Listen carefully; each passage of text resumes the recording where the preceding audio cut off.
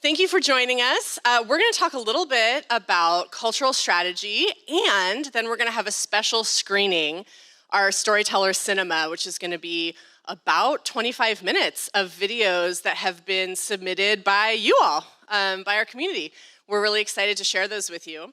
But first, let's talk a little bit about art practice, art purpose. I'm so excited to have this conversation. I'm joined by Ricardo Beaird, who's the Community Development Director at Springboard for the Arts. I'm also joined by Claudia Maturell, who is a social practice artist and a program participant in Creatives Rebuild New York, as well as Maura Cuffie-Peterson, who's the Director of Strategic Initiatives at Creatives Rebuild New York. Thank you so much for joining us. Great, so first let's talk a little bit about guaranteed income for artists. There are a number of programs across the country that have now focused on artists as recipients. And let's start with a little bit about what kinds of problems does a guaranteed income solve for artists? Well, we've run our pilot for about 3 years now. So 100 artists across one urban pilot and one in a rural space. And I think what we've heard from the artists that we work with is that having the freedom to make more choices or the agency to make different choices have helped artists to gain this critical consciousness about the art world, right? That being able to say, I'm not going to do that job because it doesn't align with my values, or I'm able to contribute to my community in a different way instead of saying yes to every single thing. We work closely with the Center for Guaranteed Income Research, and the way that Dr. Kalin had described one conversation with a participant is understanding that there's this blocks of structural oppression on my shoulders. And with guaranteed income, I'm able to put those blocks over there in the corner, acknowledge that they're there, but having the freedom and the agency to make better decisions about my creative practice. I love that. So yeah, just like when we talk about guaranteed income for anybody, the freedom and agency, but how that shows up within the structure of the art market really is really lovely to hear. Maura, I'm going to go to you to talk a little bit about what you've learned in New York about the difference a guaranteed income makes for artists. So much. Well, thank you. It's really wonderful to be up here with people I really admire and whose work is really compelling and important. Creatives Rebuild New York, our program supports 2,400 artists all across New York State. And one of the things we always knew to be true, but I find it important to share whenever I have a mic, is that artists really live everywhere. They live in every neighborhood. They're your neighbors. Why guaranteed income for artists? It's a bit of a double-edged sword, right? Because of the work that they do, that is real work. They make the music that we devour, right? They make the posters for the protests. They're doing all of the work that makes our lives meaningful.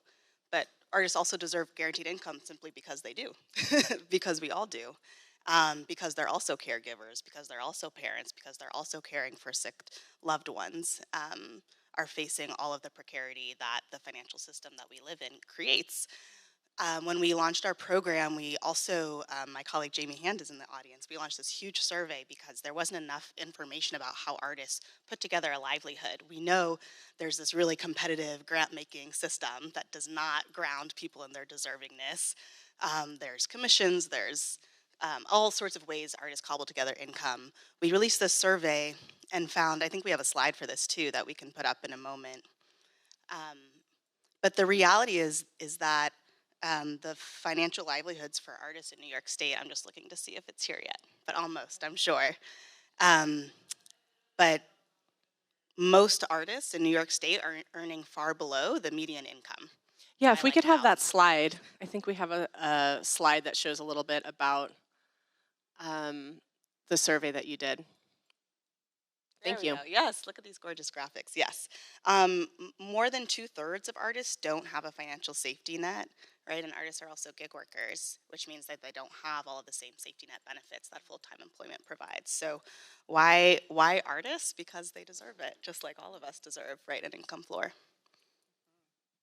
Absolutely. We all deserve it. And I love how we're talking a little bit about kind of the risks, the same way we would talk about entrepreneurism. Maybe we don't necessarily use that word when we talk about artists, but the kind of risks that you're able to take, not just maybe in the work that you choose to do, but the kind of work that you're able to make. And I don't know, Claudia, if you wanted to share anything about your experience. Yeah. Hello, everyone. How y'all doing today? Really happy to be here. Thank you for inviting me.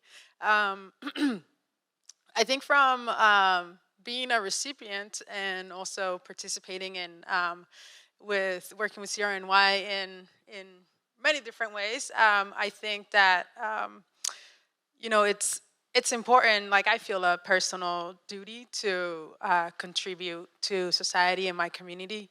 And I feel like art and creative practice has been that kind of path for me. And as an artist, especially living in New York, it's not very, like, you have to hustle a lot. And having the foundation of this income kind of already there, and to like kind of, I don't know, take away another extra job or two that I have to pick up. I think, like Ricardo was saying, it opens up so much of my brain power and of my energy to really come together with my community and think about what are the things that we need to do, and how do I as an artist contribute to these needs? What is my role?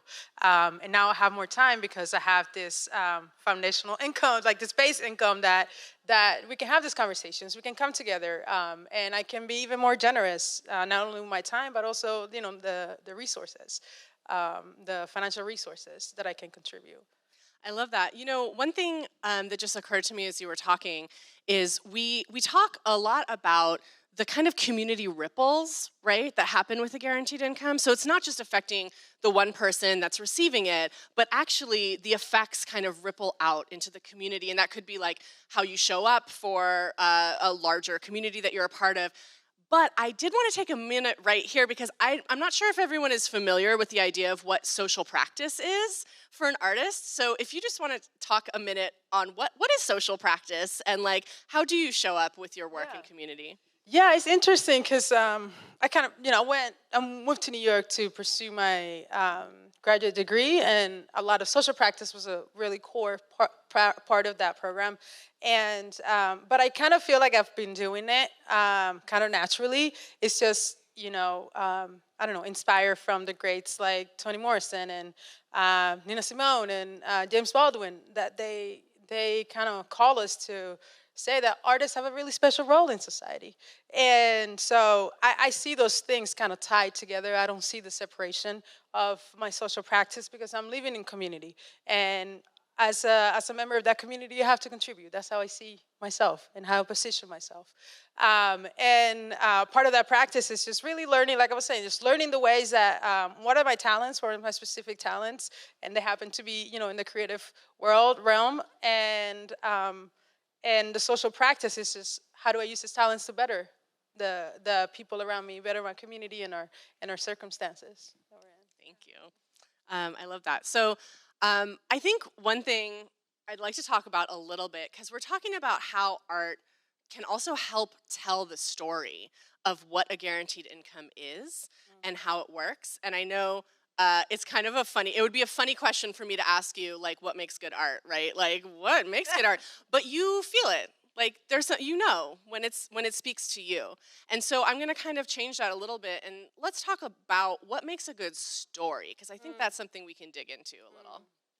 I like this question. I think when I think about story, I know that there are different contexts and communities that value different things about stories, but I feel what universally makes a good story is that there is a kernel of familiarity or knowing that people are able to witness or experience. So there's someone in the story that reminds you of your best friend, or that time you pranked your sister, or moments in your life. And I think what a good story does is help take advantage of that familiarity to help you have a deeper understanding of what that knowing is, or challenge what that knowing is, right?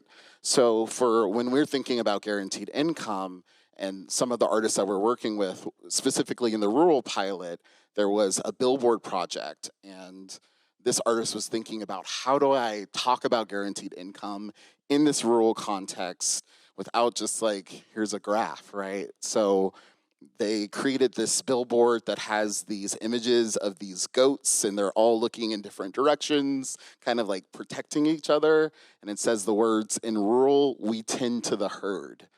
This is a familiar story for her community, and this is a way into thinking about guaranteed income for her community. So like, when we're working with the artists that we work with, we're asking, what are the dominant narratives that already exist in your community, and how can they uplift these ideas like guaranteed income, or what are the dominant narratives that we need to dispel and counter? I love that. And if anyone's driving back through rural Minnesota, please make sure to stop by the billboard. It's gorgeous. Maura, what makes a good story for you? Yeah, I'm so moved by that, especially because I think often in our movement, we think about story as something that has utility when talking to legislators, which it does, and that's powerful. But there's also other threads of story that are important and powerful in our movement work. So what comes to mind for me, a subset of storytelling, is testimony, which I would describe as the collective witnessing of personal story, right, in shared space. This past fall, we did a tour, didn't we, Claudia? We did a tour. We were all across New York State. We were in Rochester. We were in Buffalo. We were in Harlem. We were everywhere. We did 8 in-person gatherings, events with the 2,400, inviting all 2,400 artists who participated in this grand guaranteed income experiment to say, let's share testimony together. Let's share story. What has this been for you? What also resources can we share with each other, knowing that this will end soon?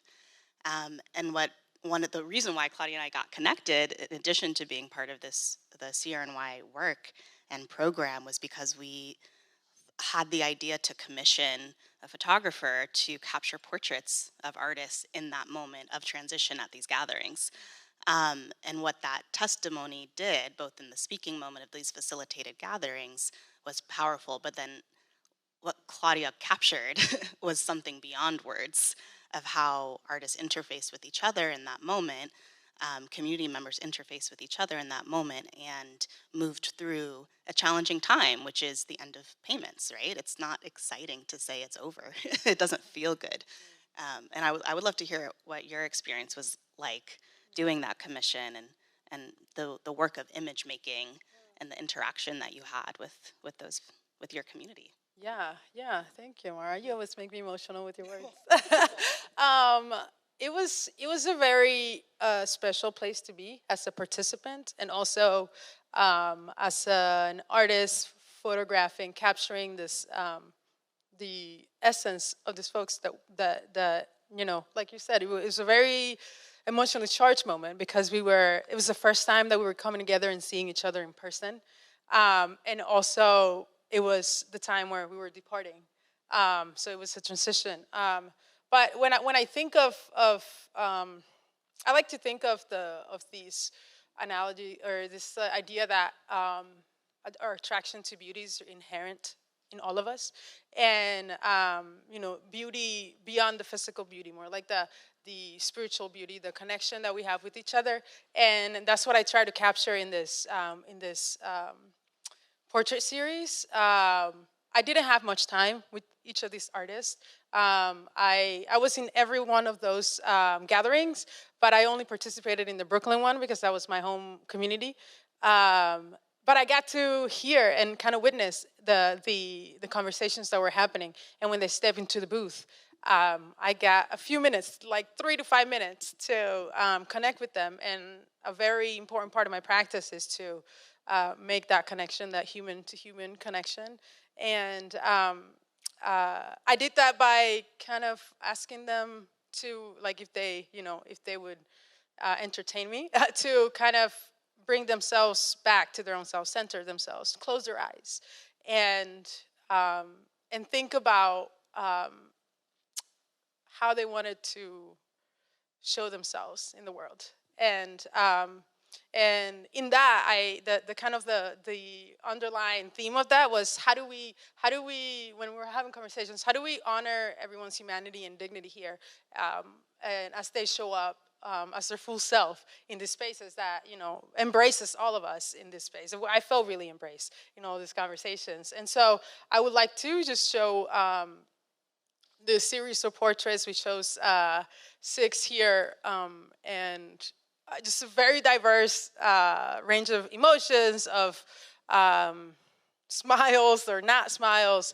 and maybe I would like to just touch on a couple of them, just to share a little bit of the story. And Maura, feel free to jump in. So this was Fanny, and at some points I had like really strong, like deep, just like emotional connection with folks that just took me in a very like spiritual realm. And then I had other interactions where they were just light, pure bursts of light. Like you can see Fanny over here. She just jumped in front of the booth and showed up herself. And I said, Fanny, close your eyes, and then when you open it, I'll be here witnessing you and capturing you. And this is just what she gave all of us. And I wanted to share this spirit with you because every time I look at this picture, I just smile. I don't know if you had anything else to share about Do you see this image making that Claudia does, everyone? It's like stunning. Yes. Right? Yeah. Fanny is a universe, has a whole universe inside her, and has been a New Yorker for decades and decades, and tells us this, has shared with us her stories of all the businesses she's owned, all the catering gigs that she's done, all of the photography work that she's done, all of the community organizing she's done. And you can see that she has, at least the way she has interacted with us, a sort of life is bigger than this moment. Kind of attitude, and I feel that you captured that in this image. Thank you. Yeah, and then the next one is Corey. Corey, I don't know him, and I only met him at that moment. I think it was in Harlem. But Corey has a way with words. He's a wordsmith, and he's connected to his soul. And every time he'd open his mouth, he would just grab us all in and hold us there and elevated us. And in that day, that room, people were shedding tears by the things that he was saying. And there was something about him that I just wanted to capture him. And I think this is one of like my favorite portraits that I've ever made with him. And it's something that we create together. And I don't know if you had a little bit more to share on Corey, because I have very limited kind of understanding of who he is, other than this beautiful human that is here to share himself with us. I mean, exactly what you experienced. And my memory of that gathering, we were at Riverside Church in Harlem, which is like a really important anchor place for civil rights organizing. Decades and decades of important work, a reverent space where we're being irreverent and silly and fun and also tearful and more things. And my memory is Corey sharing with us a metaphor around organic material, meaning plant life and other things, and noticing that trees don't bear fruit all the time, and was offering us this wisdom that as artists, and all of us are creative, even if we don't all call ourselves artists, we cannot always produce. We have to fallow rest. fields, like they have to be empty for something to grow. Yeah, I love that. I also love, Claudia, how you were talking about, I just want to make a connection with something that we heard this morning in the narrative breakout, which is this idea that, changing narratives is something that we do in the outside world. And I think what's so great about your practice, and what Aisha touched on this morning, is like, actually the narrative change has to happen in here too. And I think we found that when we saw a video earlier about the artist in residency that we ran in the Chicago area with the guaranteed income pilots there. And one of the things that really struck me when we saw the art, we had a celebration at the end with the artists and the participants, was how changed the participants were by having art made about them or for them or inspired by them. And I love, I love that idea that there's like, there's work to be done out in the world and there's work to be done inside each of us as well, especially when it comes to narrative change and like breaking down the myths that are holding us back. So I'd love to talk a little bit about like, what is that role for an artist in social movement? Like, is that outside? Is that inside? Like, what role is there for artists to play? It's a big question, but I think we could have a lot of different answers. Yeah, wondering in the audience who thinks of themselves as an artist. Okay. All right, okay. Oh, hey, y'all came out hey for artists. the panel. All right, a little Nice. okay, yeah. Well, for us as we work with artists at Springboard, we think of the broadest definition of artist, right? So artists who receive big commissions and are in gallery spaces and performances, and your best friend who sings in a community choir, or your aunt who knits scarves for the neighborhood kids. And I think that like for when we usually think about artists for social movements, we're usually thinking about artists as makers and doers who will make the performance or the play or the painting and the other things that start with P, apparently. Propaganda, maybe even. Propaganda, Yeah. the mural, right? But I think that artists have this creative, iterative process where they take histories and ideas and memories and weave them together for new and enlightened meaning, and then they do it again and they have conversations with people and get feedback. And I think that like what we're trying to do is position artists for social movements as consultants, as the person who will ask the weird question, who will say, what if we did this? Or being okay with failure, because that is inherent in the artistic process, right? So when I think about, artists in social movements, not only can they make beautiful things, but they can make beautiful things through process. I mean, yeah. Process, everybody, process. It's very important. There's so many things that artists are adept at that social movements need. Imagination, imagining new worlds. What would it look like when we get there, right? Facilitating difficult conversations, amplifying cultural community context, putting together seemingly irreconcilable ideas. Before we get to the mural, we have to collect people, understand what's important in this place, decide what the imagery will be, decide who needs to learn how to do it, who should be involved, understand why this person doesn't like that color, and what the trauma is, what the baggage is in this community before we do this work on this wall. So all of these things are important. The process, how we get to the output, is just as important. Not to mention the healing work that is artistry as well, right? Which we all could use a big dose of to sustain ourselves through this important organizing work. I think the only thing I wanted to just kind of add to that is the power of artists or creatives just bringing us together, bringing different kind of communities together in a common grounds to make the observations, to self-reflect, to reflect on our society, and then to think about what are the steps forward and how do we use the talents that we all have, to keep going. I love that. And I love the idea of just like artists as master collaborators. And I think that that's a real lesson we can take away. I think one of the things that I love about my artistic practice of organizing events is is the opportunity to be in community and collaborate and find new people to communicate with and to make work with. And I think I'd like to talk to you a little bit about this because there's a sense of, I know you use a cohort model, and so this idea that like artists can maybe gain more, maybe we can all gain a little bit more when we're sitting together and learning about what we're going through in that kind of shared experience. So can you talk a little bit about how that narrative cohort has worked for you all? Sure. So we started our pilot, and it was a sidecar pilot to the City of St. Paul's pilot. And we also wanted to introduce or raise awareness or help people understand what guaranteed income is in our community.